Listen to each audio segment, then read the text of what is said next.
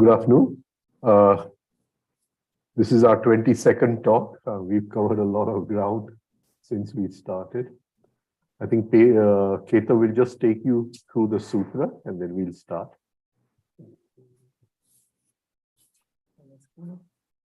Yes. While the screen comes up. The last sutra, sage Patanjali had said that you will fly over or you will go over certain obstacles. The obstacles will not come in the way, right? And he put "and" at the end of the sutra. In this sutra, he just tells us what are the obstacles that are there which cause disturbance to the chitta, or they sort of cause an obstacle to soul cognition. The sutra is a very long one because it lists down each of these obstacles. Nine of them. Each of the 9 obstacles, and it goes like Vyadhi, Styan, Shaunshaya, Pramad, Alasya, Avirti, Bhranti Darshana, Alabdha Bhumikatva, Anavasthitattvani, Chitta Vikshep, Chitta Vikshepaha, Te Antaraya. And Tavariaji, he translates this as the obstacles to soul cognition are bodily disability, mental inertia, wrong questioning, carelessness, laziness, lack of dispassion, erroneous perception, inability to achieve concentration, and failure to hold the meditative attitude or one-pointedness when achieved. Thank you. So before we dive into the sutra, let's just have a sort of bird's eye glance at it. So we'll just take a simple meaning of the word antaraya, meaning an interruption. So what it would mean is that I'm going on a certain journey, and in the journey there is some kind of interruption. Maybe I have a puncture, or maybe the road is being repaired, right? Now, if I have a puncture, then I have to make a small trip to the tire person to repair the puncture and get air in the tires and all that. So there is an interruption, and in the interruption, I take a different route, a different iron. Of course, in this example which we have taken, it is something which is supporting the original, movement towards consciousness. But it could be something totally different. I may stop on the way and just, enjoy myself at some place on the way instead of reaching there. Now, this interruption which has happened on the way, we will call it as antaraya. Antar being in the middle, in between, and aya means to take a different route, ayana, to take a different route. We can also take an example of a river which is flowing in the direction of the ocean, and there may be a landslide or something which throws an obstacle in the pathway of the river, and the river, instead of going on its course towards the ocean, changes its course and goes in a different direction. And this is very well explained by Gurdjieff when he talks of the law of octaves. What happens? What is the science behind this change of direction? Why can't we keep moving in the same direction?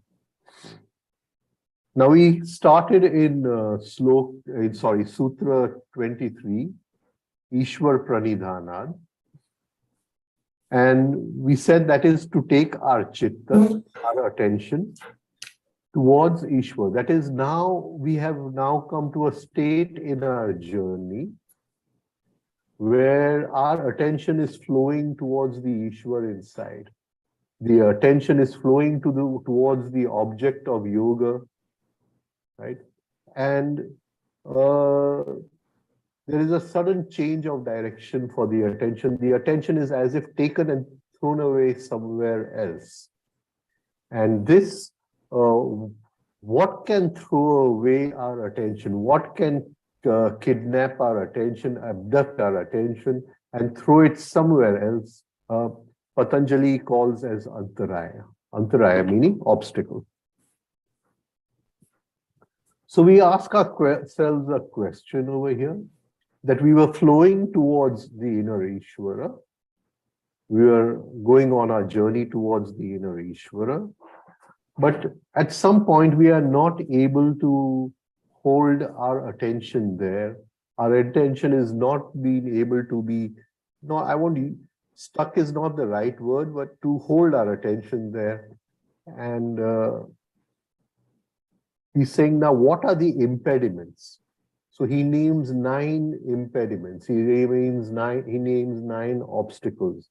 And these obstacles create a gap, an antar. And this antar, if you see this gap, does not allow the continuous flow, nirantar. The continuous flow is something which you would call nirantar. It does not allow the continuous flow, right? There's a gap or an intermission. Now, if we could go back to Sutra number 14, and this was, of course, Mr. Tavaria's favorite sutra, Sutra 14. Sa tu dirgha kale nairantarye satkar asevitu dhrad bhumi. So now, in this sutra, he's talking about abhyas. What kind of abhyas? What kind of practice? Right? And he's saying, Sa tu dirgha kale, that practice must continue for a long period of time. Right? Nairantarya, with no antar. With no antar. So in Sutra 14, he's saying that your practices, what practice? Abhyas. Abhyas of what? Chitta vritti nirodha. That abhyas of chitta vritti nirodha must continue for a long period of time. Nairantarya, with no intermission. With no intermission. And satkara sevitu, and he says with the inner bhavana, which we saw in the last sutra before last, tad japas tad artha bhavanam, the inner bhavana of having that Ishvara, of becoming, merging into that Ishvara, that inner bhavana, satkara sevitu, satkar bhav se, with the satkar bhav, sevan, means you keep on, what do you call, quenching your thirst, drinking from that inner satkar bhav, which takes you on your journey, that inner worshipping emotion to take you on your journey. So he says, in that sutra, he says, Nairantarye. Now in this sutra, he's telling us what brings about antar, what brings about gap.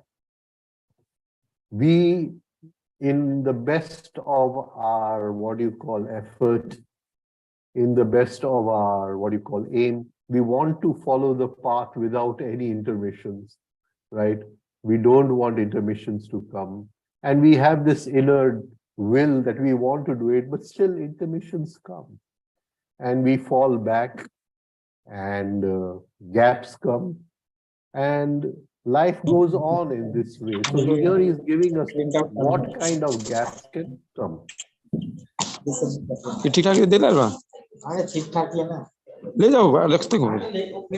Somebody's video is in between.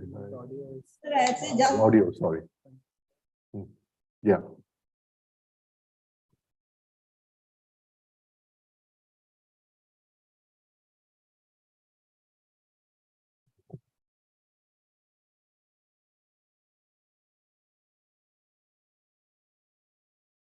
And In the translation of that sutra, the words which Tavariya Sahib has used, when the object to be gained is sufficiently valued, then he says you don't have to make efforts. The efforts happen automatically.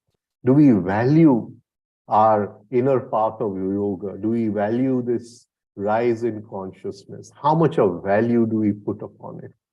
How much are we willing to sacrifice for it? But as our experience tells us, intermissions come, interruptions come. And I remember my days with Tavariya Sahib, and there was always this urge to reach the stock market on time, and I would start from in the local train from Ghatkopar, and many times I would decide that I would do my exercises and my practices after reaching home in the evening. And in the afternoon, after the stock market got over at 2 o'clock, I would go to meet him. And just by looking at us, he would know that whether we have practiced today or not practiced today. That whether there is antar or it is nairantari. And if it is valued, then nairantariya comes automatically. If there is satkara sevitu, if there is that value for what we are doing, right, then the practices go on without any intermission. So Patanjali is saying, because of these 9, because of this and this and this, your practices, that inner flow of attention towards the inner Ishvara can be interrupted. And he's going to tell us what these antars are, what these obstacles are. And these obstacles, they work through vrittis. So we saw in the second sutra that, though in the 4th or 5th sutra, that these are the vrittis, these are the 5 vrittis.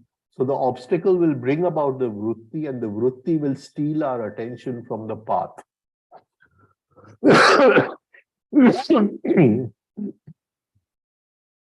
So Patanjali is saying in this sutra, te antaraya, these are the obstacles, these are the intermissions. In this sutra, he's telling us that as long as these obstacles are there, they are going to keep on stealing our attention and deviate us from the path. Now, in the last sutra, we saw tata pratyek chetana adhigama api antaraya abhava cha. So in that sutra, he says that attention took that leap. It went above the antarayas. So there was that moment where there were no intermission, no obstacles. We took the leap over that. And then he puts the word cha, and. And then in this sutra, he says, te antaraya, these are the obstacles. So here he's giving us an indication that you have, for that momentary, that moment, you have leapt above the obstacles, you have had a glimpse of that Ishvara, but you have to come back, and it is a long process of inner self-observation to work with the obstacles. And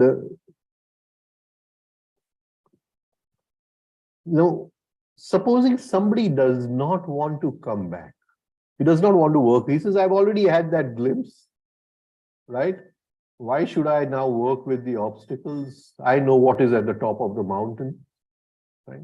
So he says, I don't want to come back. Then what will happen? Then because that experience is in a different time, right? It is not in the same time as you and I meet. We meet in linear time, right? But that experience happens beyond linear time. It happens in a kind of eternal time.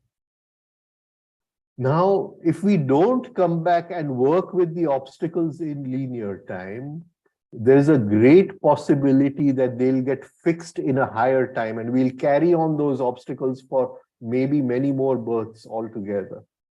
But many people who have had this glimpse, have this experience, they don't want to come back and work with the obstacles, right?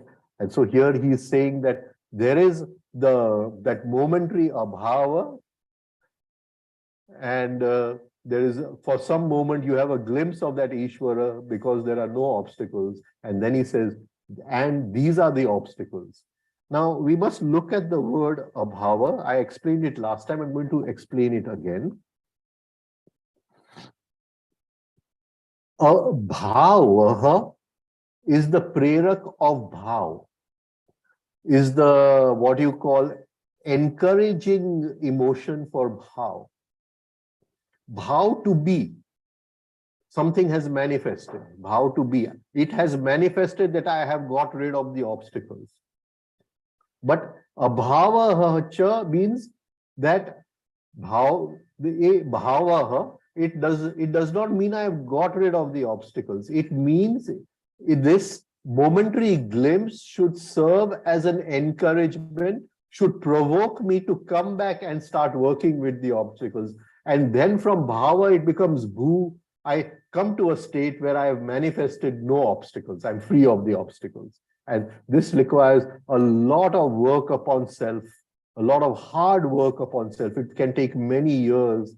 And that is why many times I say that the experience of truth is one thing, but the dissolution of the ego is something totally different.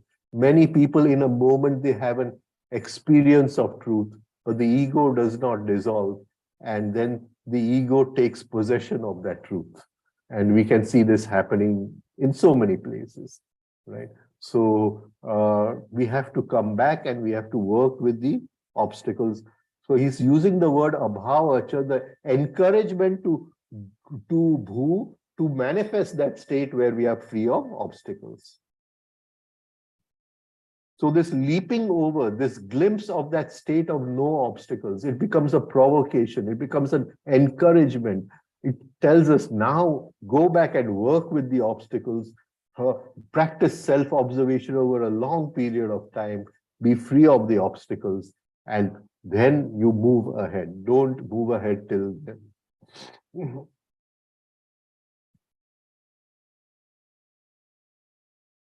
So now here again, I remember the talks with Tavariaji Sahib on the Yogasutra, and he says that there are two kinds of obstacles. One is the personal obstacles, which Patanjali explains in this sutra. And one are the universal or general obstacles, which Patanjali calls as kleshas, which will come in the second chapter, right? So there are two kinds of obstacles. Now, the general, the five kleshas, the general, they are common to the whole human race. They are the weaknesses of the human race. They are universal obstacles. Whilst these nine, someone may have one, someone may not have one, someone may have another, someone may have one or two, someone may have one in more intensity, one in less intensity. So these nine obstacles are personal obstacles. Personal obstacles. So the general obstacles Patanjali calls as klesha, and the personal obstacles he calls as antaraya, right? So we can say that all human beings have common weaknesses, say avidya, have common weaknesses. And I may have one little more than you or little less than you in some weakness, but it still shows that we have common weaknesses, and those will come in the next chapter. But I may have a personal weakness, like we'll take the first one, bodily disability. I may have some problem with my body, which you may not have, right? But you may be lazy and I may not be lazy, etc. So these are individual weaknesses, and we have to work with them in that way.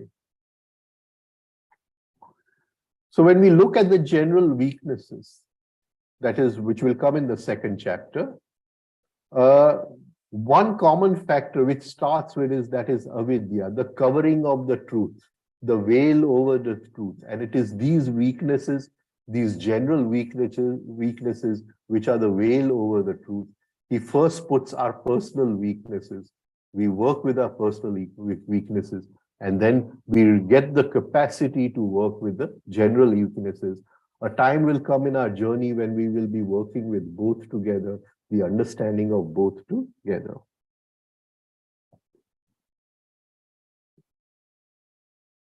So all of us have weaknesses in our individual structure, and all of us have weaknesses as human beings.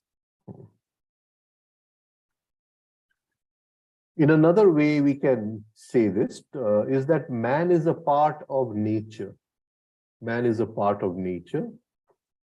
And within man is the potentiality to rise above nature, to realize something divine which is above nature.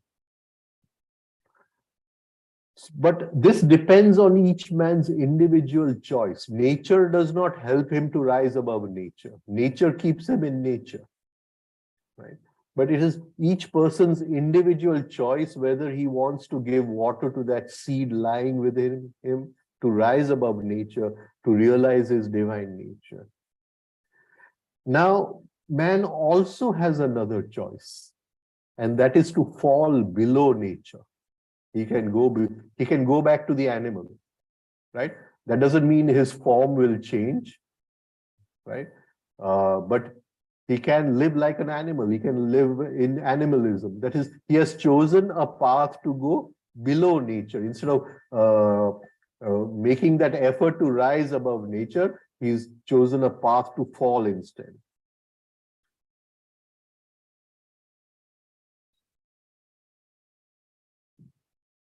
Now, one of the things we can say over here is that as a part of nature, all of humanity as a part of nature suffers. Now, suffering can lead us to a state above nature, or suffering can throw us into a state below nature. I may be suffering physically. I may be suffering emotionally. Maybe my girlfriend has left me or something, right? I may be suffering mentally, right? All these sufferings I have. Now I can rise above these sufferings and move to a state where I can observe these sufferings from far away. Or I can take a glass of whiskey and come to a state where I don't feel the sufferings. Then I've gone below nature. Then I've gone below nature. So I am suffering. All of humanity is suffering. So I have two choices over here. One is to awaken the seed of consciousness and rise above the suffering, understand what is suffering, come to a state where we are free of suffering, or I can forget the suffering by drinking a glass of whiskey. I just forget the suffering, but then I fall below nature, right? But you know, people who drink are still maybe little gentle people, but some people, they fall into violence and animalism, which is much below nature. So Tavariaji Sahib says that unless this individual structure where all these weaknesses are lying, unless that structure changes, we cannot progress on the path, we cannot rise higher in consciousness. Now we can explain the same way in Gurdjieffian terms. As a part of nature, Gurdjieff says that man is under 48 laws. If man falls below nature, and Gurdjieff here gives very specific emphasis on negative emotions, anger, jealousy, etc. That when we fall into negative emotions, we are no longer in nature 48 laws, we have gone below nature into 96 laws. So Gurdjieff says man is subject to 48 laws. And when he says we've gone into 96 laws, we can see the parallel in the Mahabharata, the 100 Kauravas, right? And Gurdjieff says that when we make an effort to rise above nature, then we go from 48 to 24 laws. In Sanskrit, we have three words: Prakruti, Vikruti, Sanskriti. In nature, Prakruti. fall below nature, Vikruti, rise above nature, Sanskruti, right? So we have these three words. So with this background, now here Patanjali is saying that what do these 9 kleshas bring about? They bring about something called chitta vikshepa. They bring about something called chitta vikshepa. That is, our attention which was flowing towards Ishvara, the inner flowing inwards towards Ishvara, these 9, they distract that attention. Vikshepa, V means apart, and ship to throw. They throw the attention out of that flowing into some other, what do you call, direction. And so it is no longer flowing towards Ishvara. So they take that chitta and throw it out of that flowing towards Ishvara. And that is why he calls it as these 9 bring about something called chitta vikshepa, intervals in the flow of attention. Now the first one is something which he calls as vyadhi, which has normally been taken as a disease or a bodily disability, right? I must at the outset say something over here, that the body is a good vehicle to use to rise in consciousness. But that does not mean it is the vehicle. You can rise in consciousness even with a very sick body. And a person with a healthy body may not make any effort to rise in consciousness. So I may be very, very sick and ill in total bodily disability, and still I can be in a higher state of consciousness. And I can be very healthy, going to the gym, practicing all the exercises, and still not make any effort towards consciousness. So a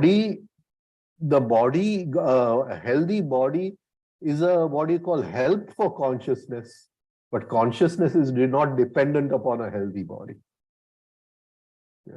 Even a sick person can be completely conscious. So the first, what he calls is vyadhi, V-A-dha, will dha to put down, right? A from all sides, and V in a specific way, in a vishesh way, or in an exceptional way. In an exceptional way, I am put down from all sides. Now, thank you.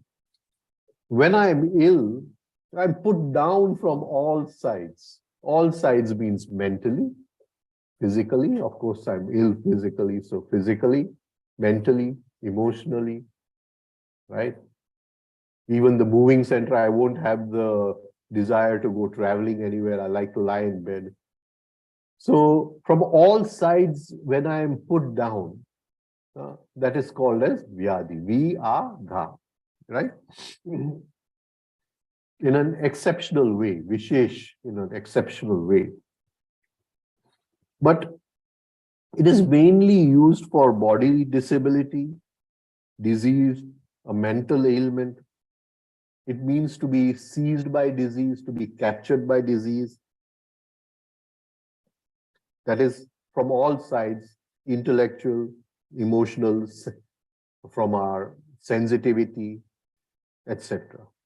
Of course, there's a big loss of sensitivity.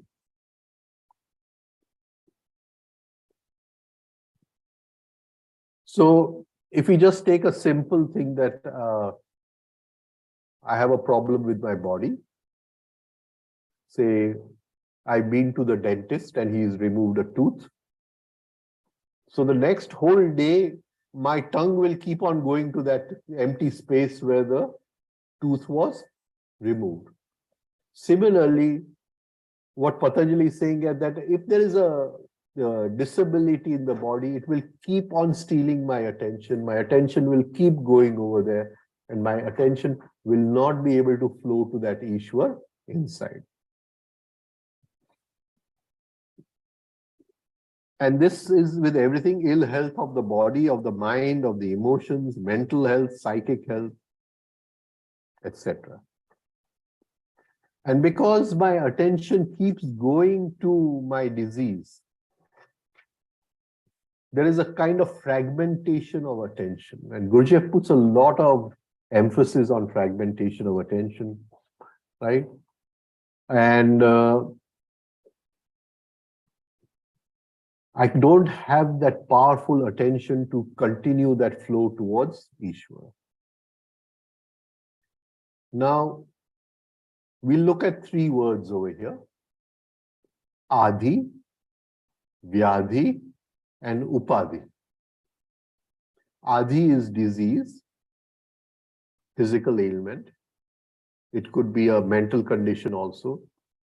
And Adi, Di means to be grounded, to put down, right? So I've been totally grounded by a physical ailment. Vyadhi is Vishesh Adi, a specific Adi, what do you call, exceptional Adi, which has put me down, has grounded me. And then there is Upadhi, tension in the mind. I have so many responsibilities. How do you even expect me to even walk on the spiritual path? I still have to get my daughter married, and I still have to do this, and I still have to do that. So many upadhis I have in life, right? And I'm carrying all these upadhis, and these upadhis are fragmenting my attention completely. My attention is so weak, it has no strength to flow inwards. It's not possible, right? So there is upadhi, is a holding of tension. And maybe there is a state where there is no adi, vyadhi, or upadhi, then that is the state of samadhi, right? So then we are in a state of samadhi.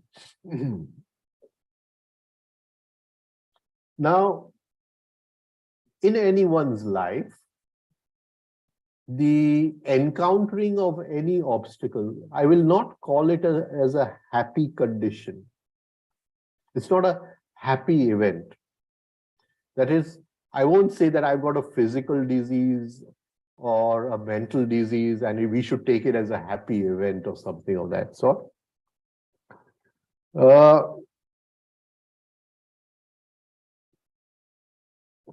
But there is something to be learned from every obstacle.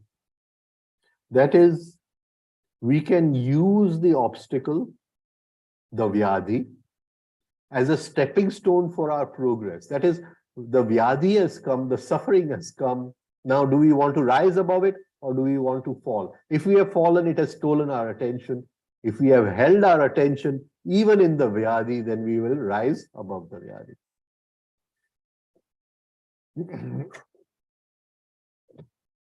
Now, what happens in an illness? When we fall ill, our instinctive center or the instinctive mechanism of the body, it cuts off energy from other sources and redirects that energy for healing of the body. Healing of the body. So, when I'm ill, very ill, the instinctive center will cut energy from my intellectual center and it will use that energy for healing of the body, right? So if I want very ill and I say I want to study the Gita in my illness, it would not be possible because the instinctive center has cut off energy from the intellectual center and using it for healing the body. Similarly, with the feeling center, the emotions, right? So I may be a very emotional person. I'm very bothered about whether everybody has had a proper meal today, whether everybody is happy with what they ate, etc., etc. And everything is clean in the home and this and comfortable and etc. I'm very bothered about all that. And I spend my day looking after all that, looking behind all. But I'm suddenly ill. Now somebody has eaten or not eaten. right? The instinctive center is going to cut the energy to the emotional center. And suddenly I'm in this state where I'm really not bothered. I can't be bothered whether somebody has eaten or not eaten, etc. So it'll cut energy to the emotional center. It cuts energy to the other activities of its own instinctive center.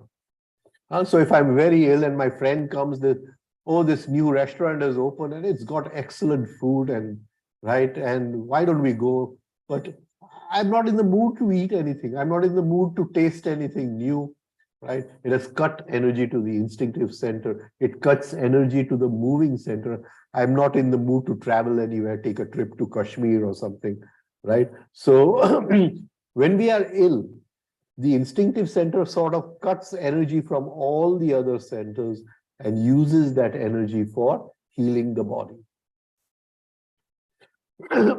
This, now, if we look at this positively, I mean, we are already ill. I'm not saying that you become ill to experience this, right? But we are already ill. We already have some body problem. Now, can we look at this from another angle?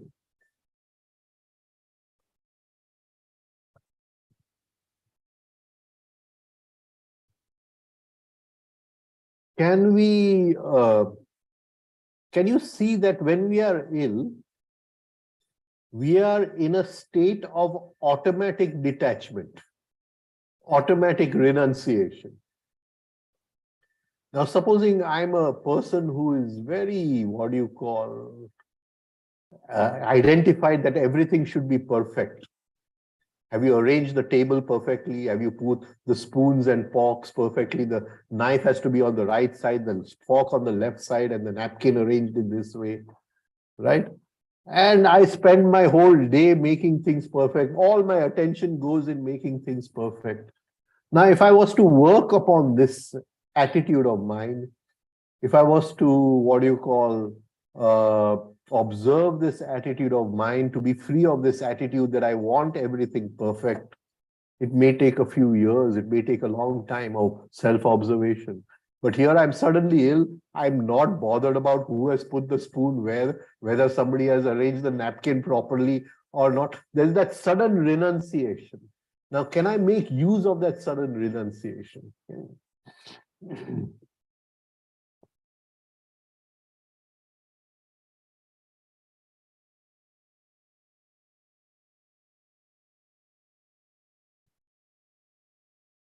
Similarly, in our relationships, now, I may be very attached to my daughter. Has she come home on time? Did she get home at night? Right? But suddenly I'm ill, then I won't bother, that suddenly there's a break. There's now to be detached from the people we love is a very difficult phase of self-observation. It takes a long time to come to a state where there is detachment with love.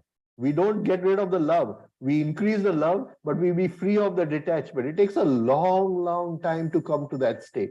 But here, when we are ill, we are suddenly in a state of detachment. I'm not really bothered whether my son did his homework or not did his homework, etc.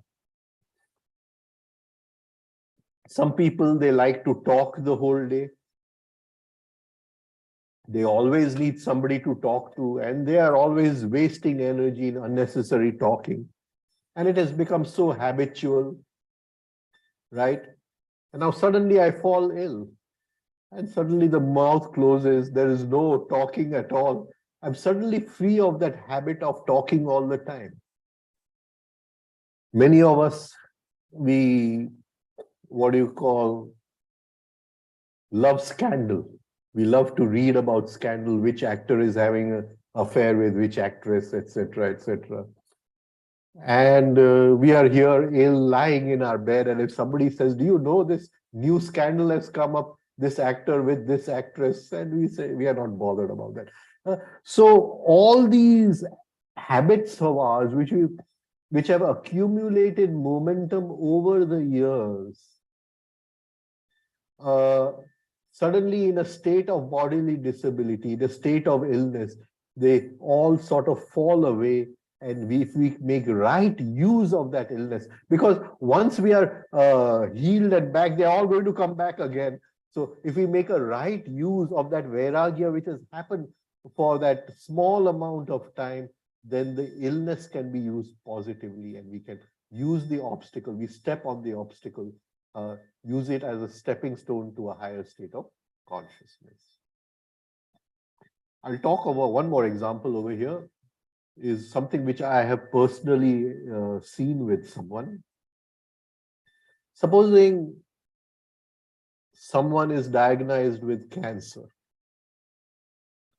and the doctors say that you have only 3 months to live, right? And that person has a spiritual aim in his or her life. It was in her life when I saw this person. But till then, she was not making such intense efforts. It wasn't nirantariya. It wasn't without intermission. Now suddenly she knows that life is these 3 months, and after 3 months it's going to end. And that brings a sudden intensity to her aim, to her efforts. Supposing we say that she had an aim that when she dies, she wants to be breathing in rhythm all 24 hours. At the moment of death, when death comes to capture her, she must be breathing in rhythm. This was the small aim which she had. Now she knows she has only 3 months, so she is going to make such an intense effort which we may not make in a whole lifetime. Can you see? Right? Now she has used that obstacle as a stepping stone, and she did this, right? And many times a person can live more in 3 months than we live in a whole lifetime. I always remember Ram Dulare Bapu over here. जीवन को उम्र से भर देने की बजाय उम्र को जीवन से भर दो, right? He used to say. And that person, when in those 3 months, would not allow any distraction. Supposing a very close person's wedding would come, he'd say, no, I'm not coming for the wedding. I want to practice, right? Or if there are guests in the home, he would not say and sit and what do you call gossip with the guests. He'll say, I have to go and practice. And you see, that sudden renunciation of everything will be brought about that I have only these 3 months to live. You wouldn't bother to go to a restaurant, of course. And in those 3 months, she came to a state of one-pointed attention, which is so difficult, such a high state in Patanjali of one-pointed attention. And she was able to achieve that through this intense practice because she had only 3 months to live. So the obstacle which Patanjali is talking about, Vyadhi, that is, which is there to take us down, just by looking at it in a different way, we can use it as a stepping stone to go somewhere higher. I want to talk a little bit about suffering over here.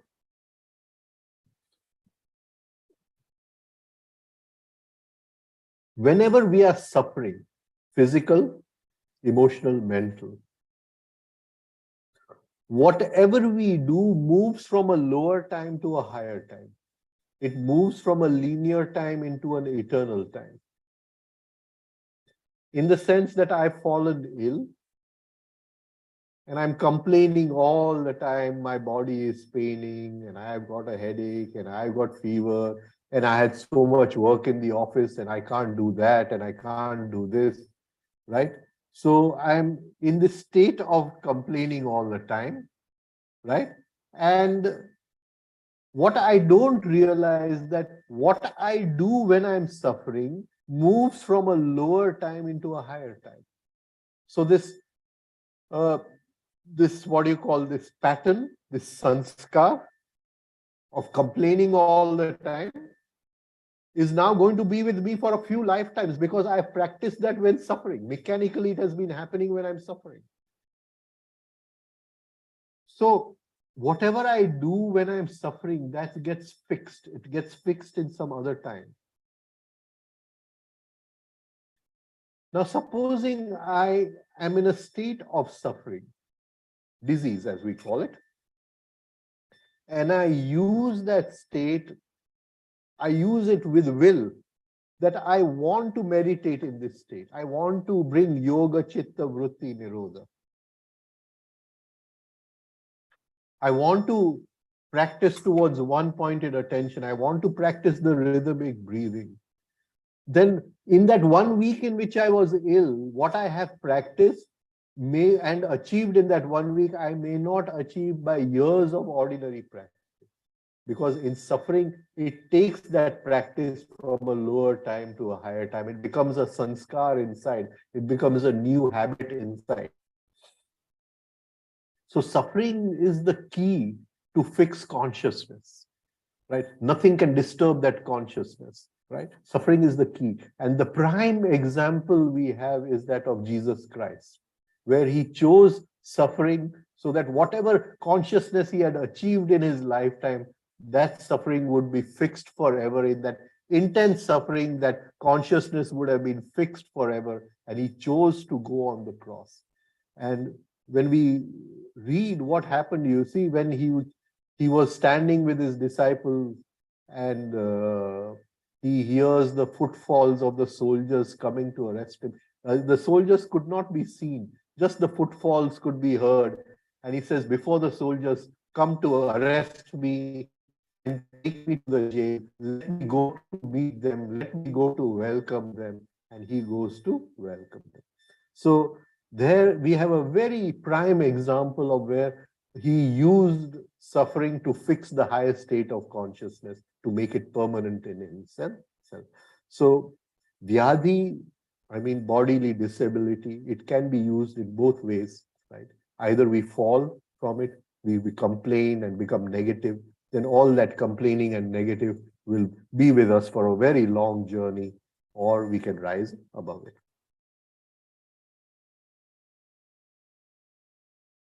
Yeah. Styan is translated as mental inertia. Now, we'll go into the next three. Styan, Pramad, Alasya. Next three. And just as a general term, we will say Styan, mental inertia, or we can, in a different way, say laziness of the thinking, laziness of the mind, mental inertia. Pramad works with self-love, mad. So mad is love of the emotional center. That is what you call laziness of the emotional center. That is the next one. And the one after that, alasya, is laziness of the physical center, the physical body. This is just in a general way. We'll go deeper into the words and see what they mean. But in a general way, we can translate that Patanjali is talking about inertia in the mind, inertia in the heart, inertia in the body, in three different words.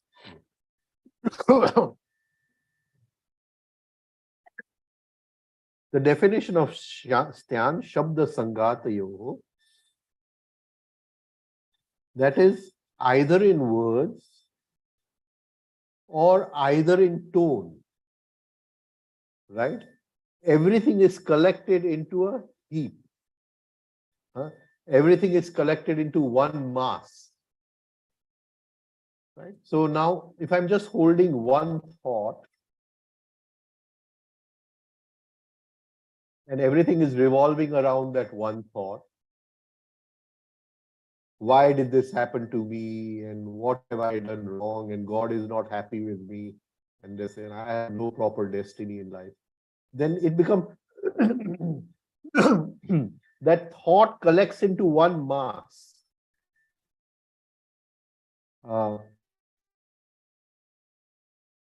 We say the planets were built from asteroids. One asteroid, what do you call, banged with another asteroid and another asteroid, and they all collected into one mass, and a planet was made. Similarly, all these thoughts keep on banging with each other, and they collect into one mass, and the gravity is such that I'm in mental inertia, I can't do anything. Right? I just can't do anything. Now, we can take this in another way. And sometimes this is very apparent, very, very apparent, in the sense that some people, they talk so fast that you can't make any clarity out of what they are talking. You can't make, so they're just heaping the words upon you, right? And the heaping, the collect together those words, and they don't mean anything, they don't bring any clarity, right? So sabda shangat, shabda, to speak, the word, sangat.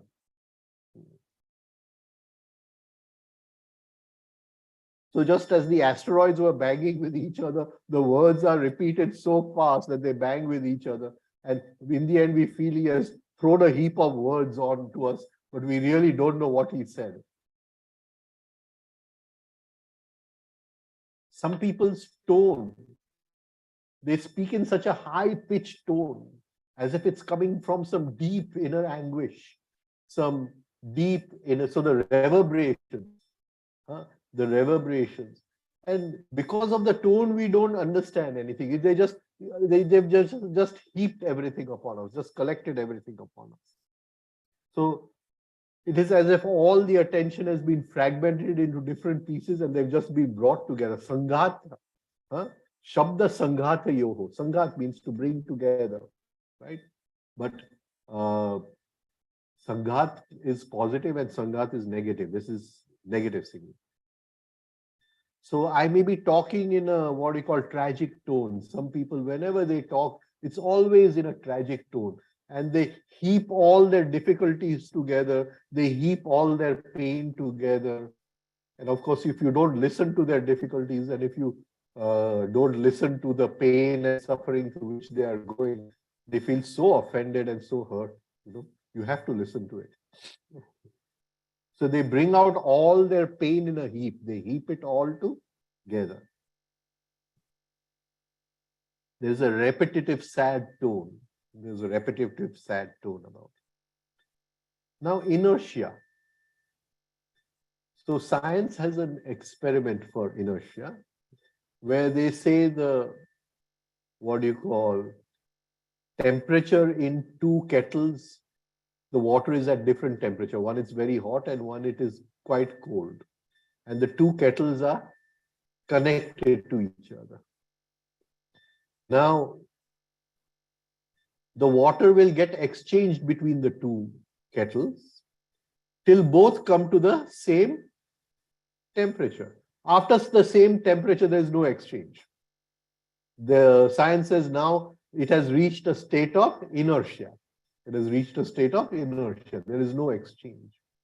When there is no exchange between us and life, when there is no exchange between us and another person, when there's no exchange between us and our own bodies, our own self, we are in a state of inertia. The temperature, everything outside and inside, all the temperatures have come to the same temperature. There's no movement over there. You want to explain this a little more? Please go ahead. Yes. So maybe let's look at one more example of inertia from science. Physics is full of examples of inertia. And Newton has come up with multiple laws. And the first law of motion that he came up with, that is actually called the law of inertia. And what this law says is that if an object is in inertia, and it can either be at rest or it can be moving at a constant velocity in one direction. So if an object is in inertia, it will continue to do so. It will continue to be at rest or move in the same direction unless worked upon by an external force. Now, for our study here, right, we can say that this individual, this heap of pain or this thickened sanskar, right, has become so deep in him that he's reached such a state that no internal effort will change his direction or will make him move from that place. He'll only need an external help. And the thing is that the larger the inertia, right, the larger this heap of pain that he's got, the larger the external force is. Sometimes the guru has to take a very, what do you call, angry and dreadful form to work on certain students. What we call in Hindi, lato ka bhoot baaton se nahi bhagta, right? He's in a, because the student reaches a state of inertia, and it happens with everyone. I mean, you practice and then you suddenly reach a plateau as if you feel nothing is happening in that plateau. I mean, you're doing the practices and you're just doing them, in boredom or something of that sort. And you need a push from outside. And it is that time when the guru realizes that the student has reached a, what do you call, plane of inertia, and he gives a push. And sometimes that push can be a very hard push. It can be a very, I mean, sometimes he hurts the disciple so deep that from the next day he starts making the effort again. Yeah, please go ahead. Yeah. That is it. That's the Right. Okay. So that external force, this external force, Gurdjieff, of course, in the law of octaves calls as shock. So styan means to be collected into a mass, to thicken into a mass, such a mass that the gravity of the mass, the heaviness of the mass, the heaviness of all the upadhis, the problems which I'm loaded with, we cannot even think about moving towards Ishwar. There is no desire to move towards Ishwar. And this brings about procrastination, right? I'll say I want to do it, I want to make the effort, but I'll do it tomorrow. Now, we don't understand, when we study ourselves, we haven't practiced self-observation. We will see that an hour is a repetition of minutes. A day is a repetition of hours. A week is a repetition of days. A month is a repetition of weeks. And a year is a repetition of months. If I have not done my practice in this hour, I'm not going to do it in this day. I'm not going to do it in this week. I'm not going to do it in this month. I'm not going to do it in this year. Styan, I'm putting it off till tomorrow, and that tomorrow will never come. Right? And that is why it is so important to remember one line all the time. There is no time like now. When do you want to do it? Right now. There is no time like now. Do it now. Start now. Because once now goes into tomorrow, then tomorrow will never come. And sometimes this styan, this pulling down, this force of gravity makes a person so thick-skinned that he is not open to any kind of criticism, not open to any kind of suggestion, right? And all this is a result of mental inertia.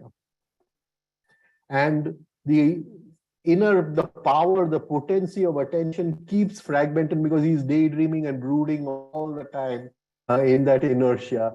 And that is, he's leaking his attention, wasting his attention in daydreaming and brooding. The power of his attention is getting reduced all the time. So I remember Tavariaji Sahib used to call this styan as having no desire to progress on the path. He used to call it as having no desire to progress on the path. Now, there are two kinds of desires, right? There is the desire to involve. I want to go and have a good time with my friends today, eat, have a glass of wine, etc., and a good dinner. So it is a desire to enjoy life, but I am definitely involving. That desire, a continuous desire to involve, go lower and lower, is in Sanskrit we call it as trushna. Trushna. It is, I'm being called in by gravity, I'm being pulled by gravity lower and lower. And there is a desire, and that is a desire to gratify the senses all the time. And there is a desire to evolve, go higher, right? And that is called as abhipsa. I want to go towards something higher. So styan is the absence of the desire to evolve. You may still have the desire to evolve. If a person is in mental inertia, somebody may come and invite him for a movie, and if he gets enough excited, he's going to go for the movie, right? And it also means absence of energy needed to evolve, because all that energy is being wasted in daydreaming and brooding. In Gujarati, you meet a lot of people and they have one standard beautiful line, which I really love. And they say, "Man to ghanu che, pan thatu nathi amarathi." मुझे मुझे भीतर से इच्छा बहुत है लेकिन होता नहीं है मुझसे मन तो घणું છે પણ થાતું નથી મારાથી અને in my mind I say કોણ રોકે છે who is stopping you, but so Patanjali comes and he says antra is stopping, styan is stopping, mental inertia is stopping over here. This is the absence of the will to rise. Now, in the sutra before last, we saw tad japasta tad artha bhavana. And the artha, that object of Ishwara, the artha, if it is properly valued, if that bhavanam is there, then we are going to make that efforts. What is lacking in mental inertia, there is no value of the object for which we want to make progress. Now, in all of us, there is a deeply embedded, what do you call sanskar or a pattern, that we always look for the path of least resistance. If somebody invites us out, we'll say, does the room have an attached toilet? Is it comfortable? Does it have an air conditioner, etc., etc.? We will always look for personal comfort, for personal this thing. And if we are going to go for dinner, will those people treat me well where we go for dinner, etc.? So this inner attitude has to be observed over a long period of time, because it is that attitude which does not allow us to change. It is that attitude which holds us in one place all the time.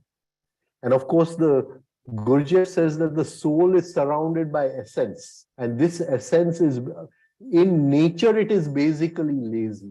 In nature, this essence is wild like an animal. It has to be trained, it has to be awakened, that essence.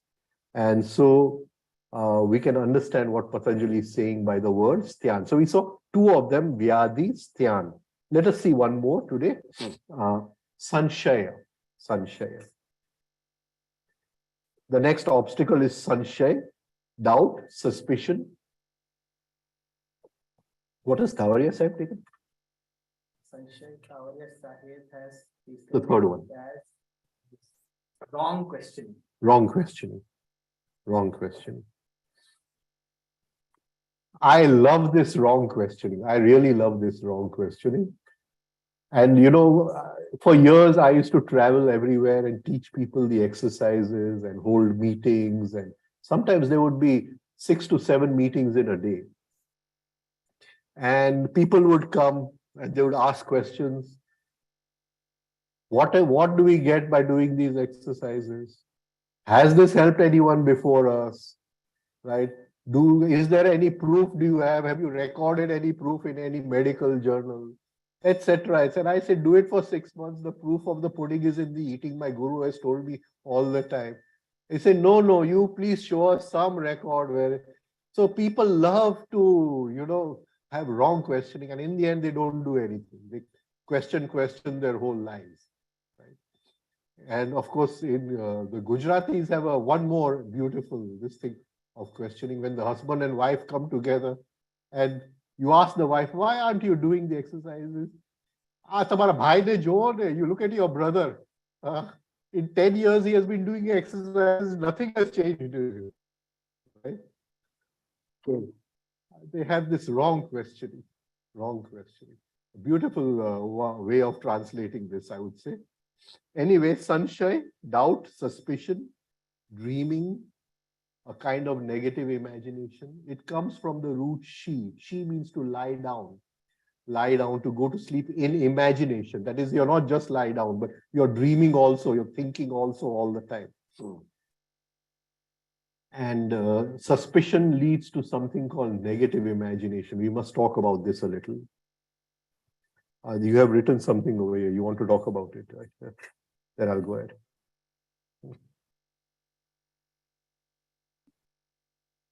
And there are plenty of examples of negative imagination, right? That abounds in our life. And what do we mean by negative imagination? So first is imagination, which is forming new ideas or images or concepts of things that are not present to the senses. We'll call that as directed imagination. Directed imagination. So that's there, right? Because imagination can either be positive or negative, right? But in all the discoveries of science, all the discoveries of science are positive imagination. Now, in most of our common cases, it is negative imagination. So we always imagine something that is negative. Let's take an example, right? Say we feel some momentary discomfort in our chest, and we'll automatically imagine the worst case scenario that we'll be having a heart attack shortly. Similar thoughts come to us when we read the health column of a newspaper, which gives the symptoms of specific diseases. We think that we have all the diseases after reading. And it's not just health, it can also be there in work. If you've done a minor mistake, we often assume that we'll get scolded, fired, the mistake will get spotted, while in most cases, the mistake is overlooked. So the last point is that why does our imagination have this tendency to be negative, right? Why does it not have a tendency to be positive, and why does it have a tendency to be negative? And the answer to this is because our body and our mind is an outcome of evolution. And when the forefathers of our body were in the jungle and they heard some movement in the grass, it was better for them to assume that it is a tiger and run rather than assume it's just a gust of wind and stay there. Right? So from that evolution, we have inherited this negative sanskar in our imagination. Thank you. Now, we'll just look at two words before going into this word sanshay. One is sanshay and one is sandeha. We translate both as doubt, but we'll have to just ponder a little bit upon the subtle difference between the two, right? So both we translate as doubt. Now, sanshay comes from the root shi, like we said, to lie down, to repose, and to be in imagination. So in sanshay, there is imagination. There is a truth, but through imagination, we are doubting the truth. Because of imagination, we are doubting the truth. Can you understand? Now, in Sunday does not come from the same root. It comes from the root di. Di means to anoint. Lepu, what we call in Gujarati, to anoint. That is, the soul has been anointed with the body, right? Or when somebody dies, the body is anointed before burial, right? The Egyptian mummies were anointed, right? So, anoint means to put on one more layer, body on the soul, body, personality, false personality. We put on layers and layers to anoint the soul with so many bodies, right? So both have different meanings, even though we may use them interchangeably.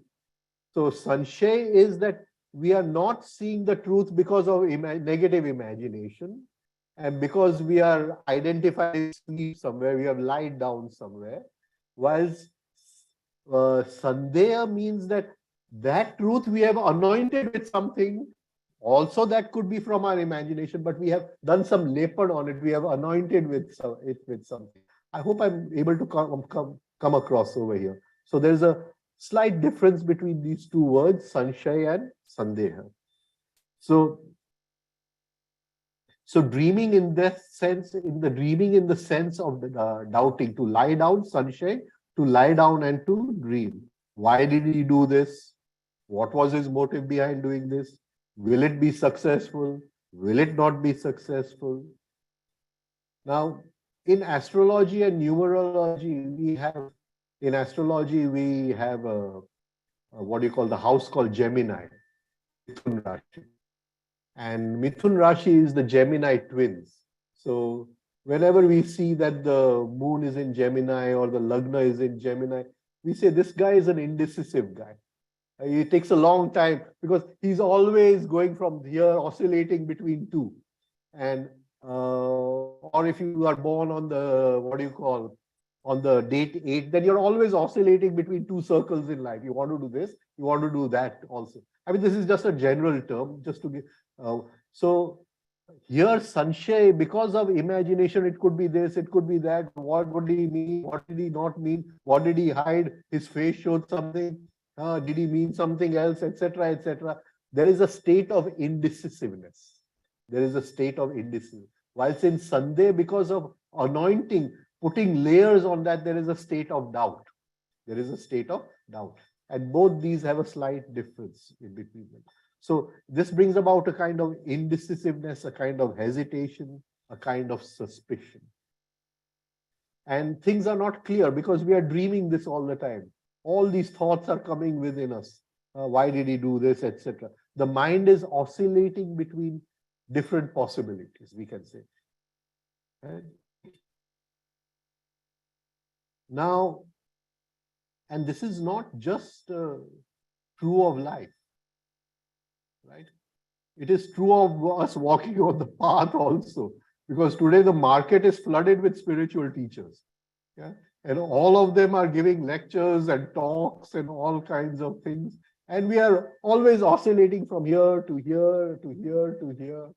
And I remember Ram Dulare Bapu's words, "Main chala to khub pahuncha kahin bhi nahi, yaani chale hi nahi." Right? So we are always oscillating from here to here.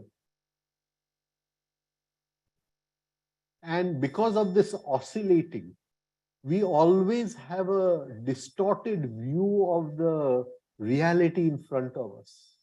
So there is a kind of distorted view of the reality. It leads to this wrong questioning. This distorted view leads to this wrong questioning. And this is a big infection. It is like a virus we have taken from life. Right? And we live in a kind of distrust. We live in a kind of wariness.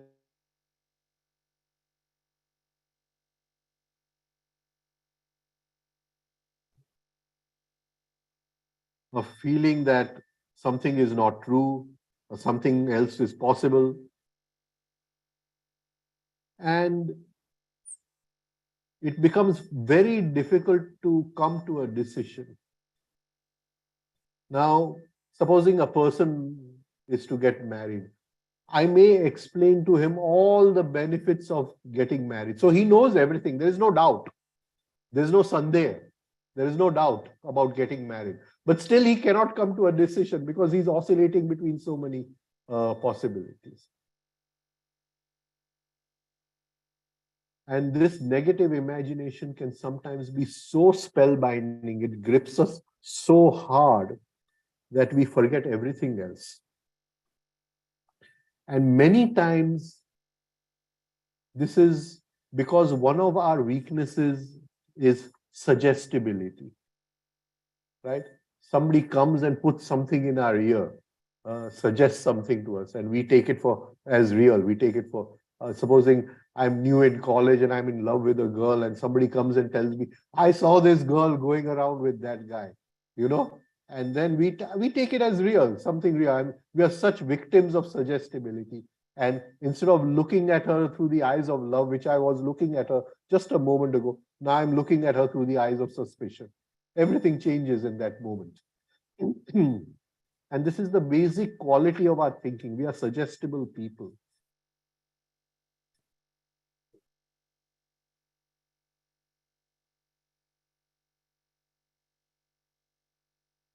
Another place where one is suspicion, where which is an outcome of negative imagination, suspicion. And try to understand, suspicion is one of the worst of negative emotions, if not the worst of negative emotions. It is the biggest jail in which we can be. Supposing I have spent 3-4 years with someone I love, right? And they've been such beautiful years. And then I read something in her, what do you call, somebody's text message, which, you know, today husband, wife, boyfriend, girlfriend reading each other's what you call WhatsApp messages, right? And suddenly there is a suspicion within me. Then, that suspicion spoils all those 4 good years also. The memory of those 4 good years. It is like I take 1 drop of curd and put it in the milk, all the milk becomes curd. I have taken 1 drop of suspicion, put it in those 4 good years, and they become curd. Right? So suspicion is a very, very dangerous place to be in. Very dangerous place. And it means we are not accepting the other person as a person. We are taking the other person as a possession. And it is like a raping of humanity, mental raping of humanity, when you take the other person as a possession. So suspicion leads to negative imagination. And then we bring anointing. We do leper, anointing over there.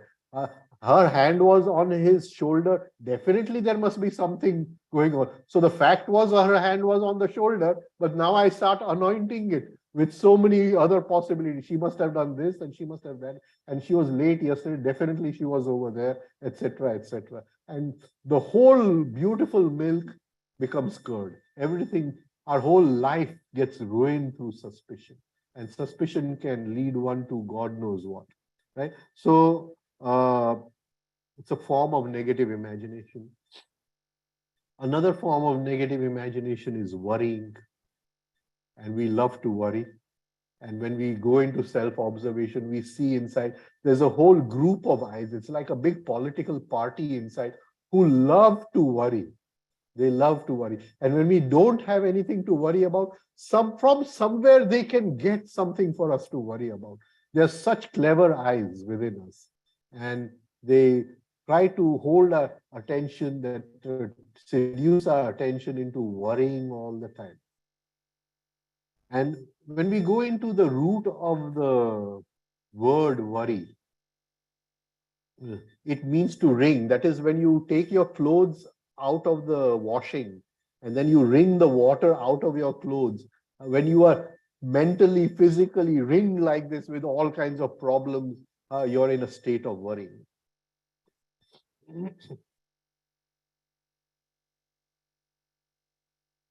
And when we are in a state of worry, our gestures change, the moving center changes, the hands, their gestures change, what expressions on the face change, and it could be to biting of lips, to biting of the fingernails, twisting of the hands. And we don't do these things when we are happy people, right? So in a state of worry, we are being psychologically torn and twisted completely. And so he says Sanshay. Sanshay is normally translated as doubt, but it means to lie down. Lie down does not mean to physically lie down, but to go into a state of identification, hypnosis with what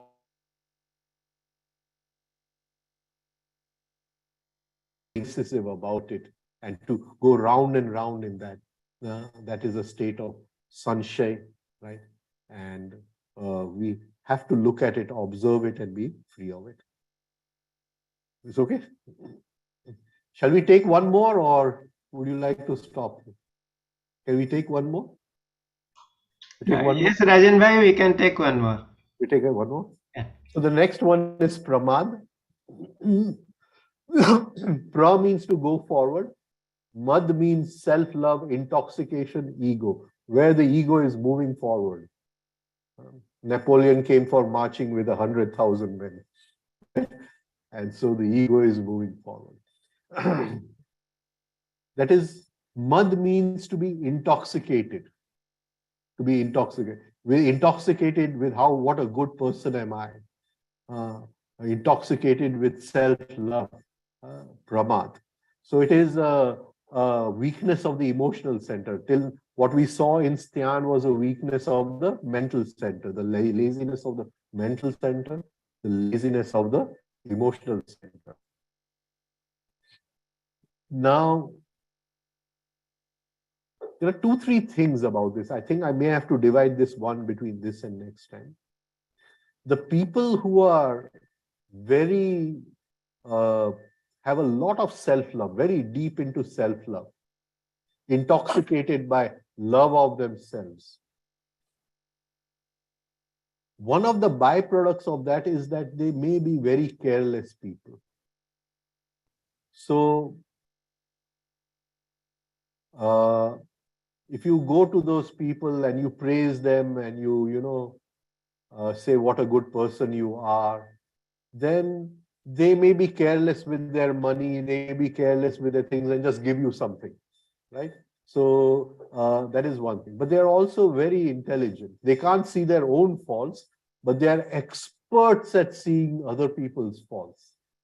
And when you want to have an X-ray or a psychological X-ray or a psychic X-ray, always go to a person who is very, identified with his ego, what a good, and he'll tell you all your faults out, so you have a good, what you call, medical reading without spending any money on it.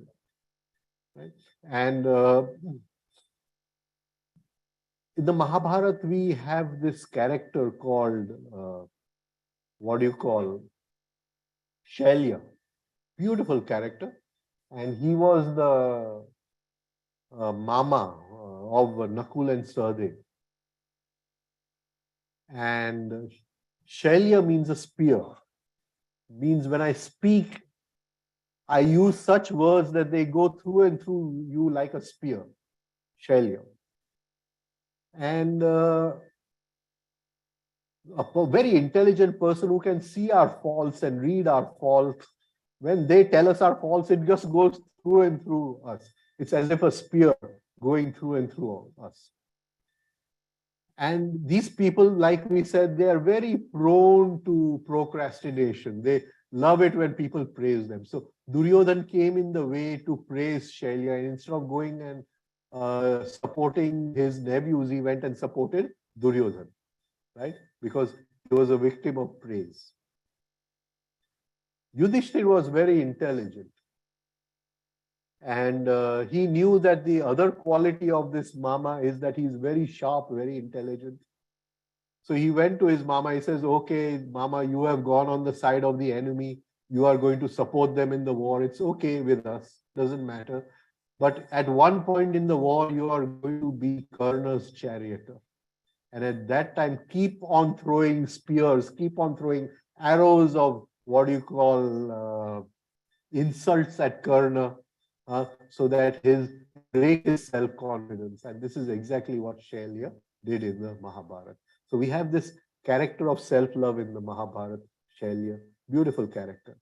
So Pramad, when Mad keeps on going forward, pra to go forward.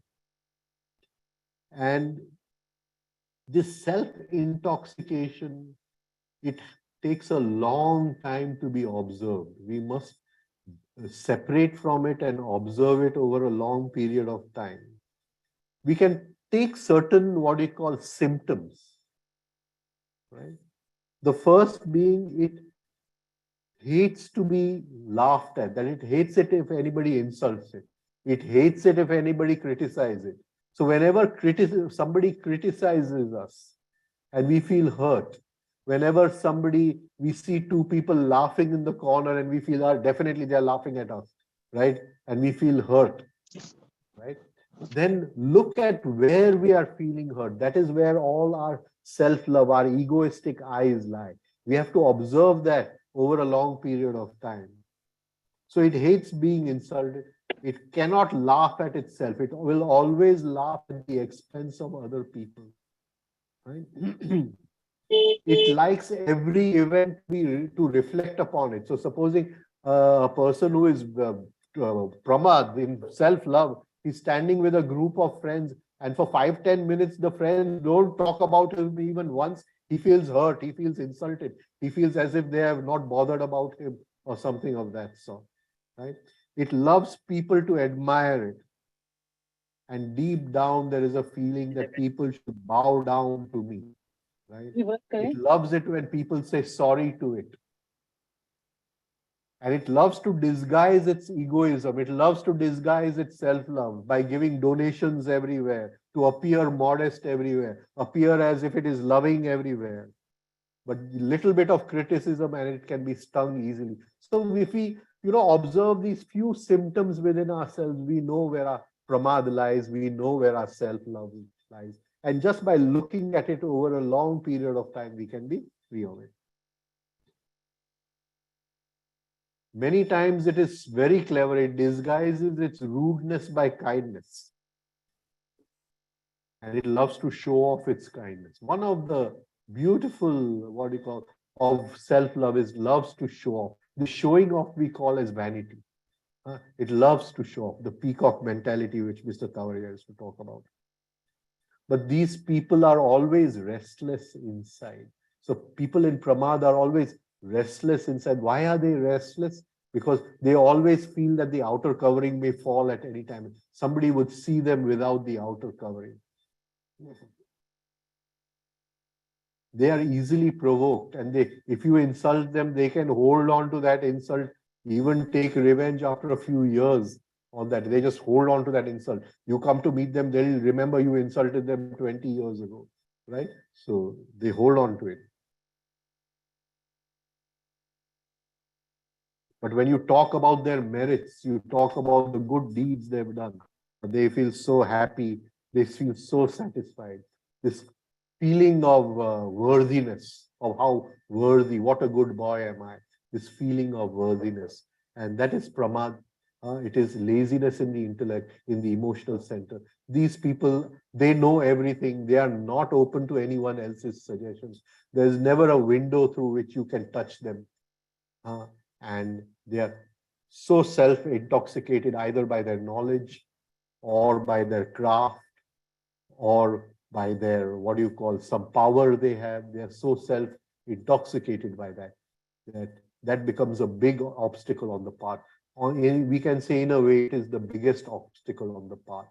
And if they have risen above the obstacles momentarily and got a glimpse of that consciousness, and then they use that consciousness to fulfill their own self-love, all the desires of their self-love, then it becomes a kind of something which is irreparable. Such people can never go ahead. They are stop over there, and they have to come back in their journey to ABC and then start again. And that is why Gurdjieff calls them as irreparable machines. We'll stop over here. We'll take the other antrais next week. If there are any questions, I'll take the questions. Thank you. So you mentioned, let me turn on my video, hold on. Who's on? Hi, how are you doing today? Hello? Hello? Who's talking? Hello? Can you please share your name? Can you please share your name, please? Love. Love M. Mr. Love M. Love. Rajan bhai, his name is Love. Oh, Love. Yeah, right. Okay. Love and Kush. Right. So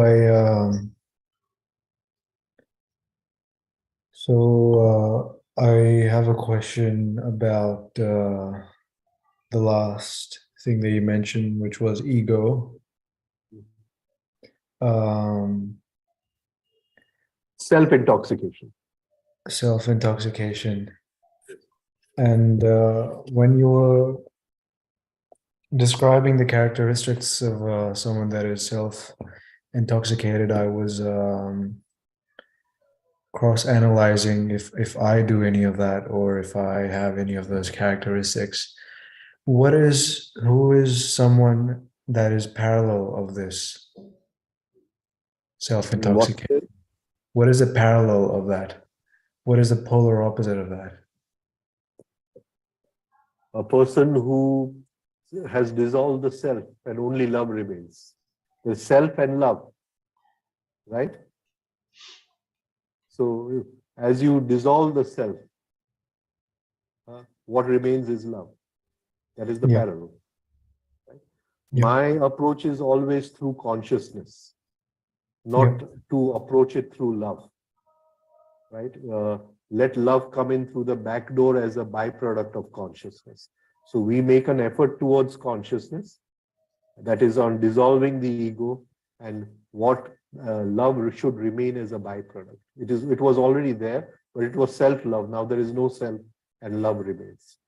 Yes. That would be right. And when you say consciousness, are you saying elevating your consciousness?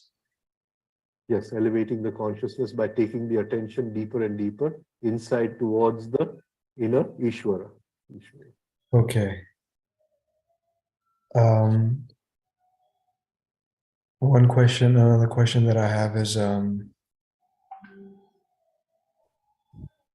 I think you mentioned this in the earlier, was that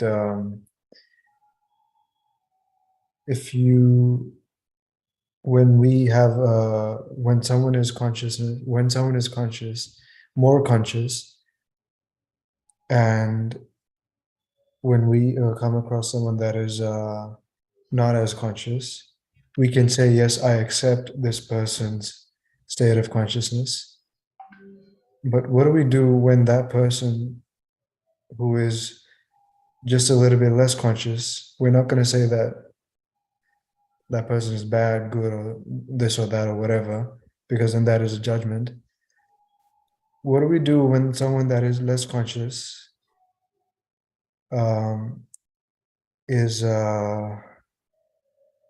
becomes upset if you do not match their level of consciousness?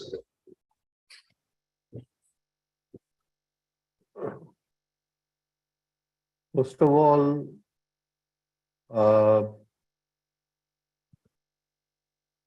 why my teacher taught the 3-step rhythmic breathing. So Yes. I'll just give you the thing. Is that it doesn't take us out of normal life. So if you're breathing in that rhythm, right? So then you'll be able to match your consciousness with anyone. Okay. You get it? Now, just say, we just take one line of Gurdjieff. Man is a machine. Okay? Yeah. Right? Now, supposing you have become a little conscious, you have risen from your mechanicalness, you are no longer a machine, a complete machine. Yep. But what is the other person? What is the other person? A machine. Okay. And how can you expect a machine to change? How can Yeah. you expect a machine to match your consciousness? A machine will only do what the gears tell it to do. And it will keep on repeating the same action. And unless that acceptance comes, then we have not really, risen to that state of consciousness.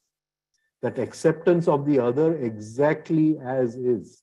Whatever this machine is, this is this machine's quality, and the acceptance of that.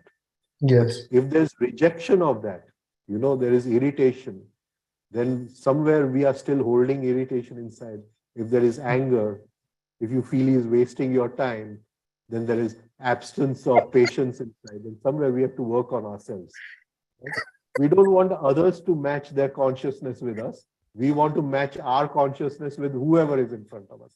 And if they are a machine, we can allow ourselves to become a machine. Right? Of course, we will not fall into animalism. Okay. Okay. Thank you. All the best to you. All the best. Thank you.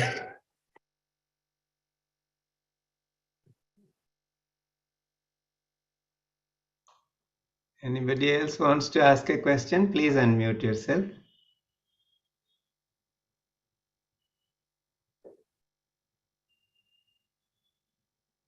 No other question. On the net. We just check if there are any questions on YouTube, otherwise we'll wind up. Sir, can I ask something? Yeah, please. Sir, when you mentioned that ego takes over the experience of truth, actually I got stuck there. Can you please explain a little bit more on this? See, I have not got over my weakness of pramad, the last one we took, right? Now, till yesterday, I was intoxicated by my knowledge, right? Or I may be a very good musician. So till yesterday, I was intoxicated by my, what do you call, craftiness in music. Can you get what I'm trying to say? Now, suddenly I have this experience of truth, but the pattern of ego is still lying within me. I have not worked on that pattern, self-love. So what will self-love do? I have experienced truth. Can you understand? Now the I cannot experience truth, but the I does experience truth, right? I give you it's not a very good example. The person is no longer with us, but he was a very famous guru. And once he was traveling to London with his disciples, and they had booked the whole first class of the plane. The whole first class was booked for him and his disciples. And he wanted to use the washroom. So he always had two sevikas. You know what are sevikas? Two lady disciples who take him into the washroom and help him out over there. So the air hostess said, but it's the rule in the plane, only one person can go in the washroom. You cannot take these two disciples of yours into the washroom, right? So then there was a lot of tangle, but in the end, he got so wild on the air hostess. He says, I have experienced truth and you're just a nothing. Can you understand? Yeah. Now, maybe he had experienced truth. Maybe he had had that glimpse of rising above the obstacles. But the obstacles came back and captured the truth. Yes. Can you understand what I'm saying? Yes. Yeah. Okay. Getting there. Thank you. Sometimes, you know, I've traveled in so many ashrams all over India when I was teaching these exercises for nearly 20 years. But sometimes the anger, the irritation you see in the gurus is much, 100 times more than the common man. I mean, so you wonder, have they really worked upon these? They have experienced the truth. There's no doubt about that. When they speak with such beautiful clarity. But then this, you see that the antrais are still there and they have not come back to work on the antrai. Sorry, I don't. Hello. Yeah. I don't know if it was clarified before, but how do we work on the antras? Is that what? On these intermissions, these intervals, we are talking about these obstacles. We are talking on how to work with them. The minute they come in our awareness, they come in our understanding, we start working upon by observing them. Okay, by observance. Yeah, attention is light and the obstacle is darkness. Over observation over a long time, light gets rid of darkness. Attention is light and observation is? No. Attention is observation. Observation is through attention. And the obstacle, the antray, is darkness. What is this word, antaray? That is what we have been doing in this sutra. The obstacles to soul cognition. The obstacles, the inner obstacles. Okay. Bodily disability, mental inertia, what we have been talking about. Okay. Oh. Right? Yep. So they are a form of darkness in the mind. As you could keep looking at them, observing them over a long period of time, the light gets rid of the darkness.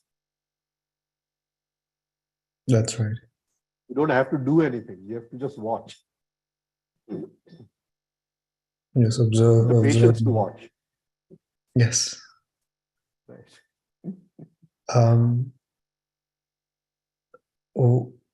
I have one more question. Yeah, please do. Earlier, just before when I joined this, I was asking Mr. Brahma some questions, and the conversation was interrupted because he had to start this stream. with you all here. But as it so happened that the questions that I was asking him were addressed by you in the very manner that I asked them. So does coincidence exist? There's nothing like a coincidence in life. There is a law of synchronicity, right?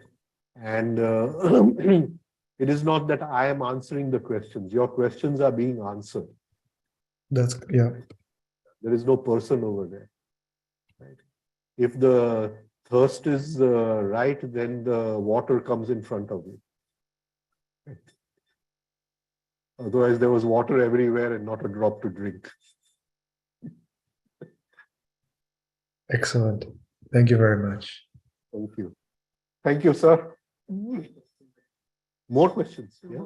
Oh my. Yeah. First question is there any relation of self-love and identification with the shadow planets of Rahu and Ketu? This is from Manas. Since the question is there any relationship between self-love, identification, because self-love is the biggest form of identification, and the planets of Rahu and Ketu? There is definitely a relationship because Rahu is a very intelligent planet, because when the Lord Vishnu cut the head of the Asur, the head became Rahu and the body became Ketu. So we have to see in a horoscope where Rahu is placed. And Rahu is a shady intelligence that a powerful Rahu can make you a very good underworld don or a very good income tax lawyer or something, right? So definitely it has a relationship with self-love, right? And Ketu, a powerful Ketu can make you a workaholic, where you know you can get any work done. You can work all 24 hours. So they do have and you may be self-intoxicated by that. But they are shadowy planets and they have a relationship. But we have to see their placement in the horoscope also, where they are and what that place in the horoscope, that Rashi, that house is trying to tell us through Rahu and Ketu. Right? I can't give a long answer on this. It's not possible. The second question is, which refining exercises will help us come out of this self-intoxication of pramad, the progressing self-intoxication, and B, help us be more understanding of other people who might be machines? We won't take one refining exercise. Of course, the first exercise has a very deep effect on the emotional center. So it is directly connected with self-love. But all the exercises, they form a package, a total whole. And also the 3-step rhythmic breathing. Because if I'm in rhythmic, if my breath is rhythmic, my emotions won't get upset. And if my emotions won't get upset, I'll be able to observe clearly. There won't be any distraction in my observation. There won't be anything to distract my attention. So it is with the 3-step rhythmic breathing. Recently, I had given a talk on external considering. I'm going to repeat the talk in English in the youngsters camp. So I would request you to listen to that talk. What is external considering and what are the steps and practices towards external considering? Right? Okay, we'll stop over here, sir. You can close if Ketan wants to make one small announcement, sir. There's one small announcement I want to make. We are having our the end of the year Christmas camp with Rajen Bhai. This will be happening from 22nd to 27th of December, and this will happen at his ashram, which is on the banks of River Narmada. Beautiful place. Tavariaji Sahib's ashram, a beautiful place on the banks of River Narmada. In case and the focus there will be how do we use a lot of the things that we learn here, learn in our work, learn in our sadhana? How can we use it to work with the challenges that we face in our lives? How can we, a lot of practical applications of what we discuss. If any one of you is interested to join the camp, you can either reach out to Gaur sir, or you can reach out to me, and we can share more details about the registration process and any other information that you would like. Thank you, sir. Thank you, Ketan. And we'll just end up with the usual Shanti Pat.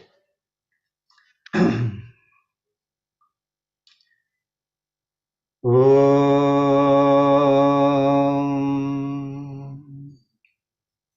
Sarvesham Swastir Bhavatu Sarvesham Shantir Bhavatu Sarvesham Purnam Bhavatu Sarvesham Mangalam Bhavatu. Om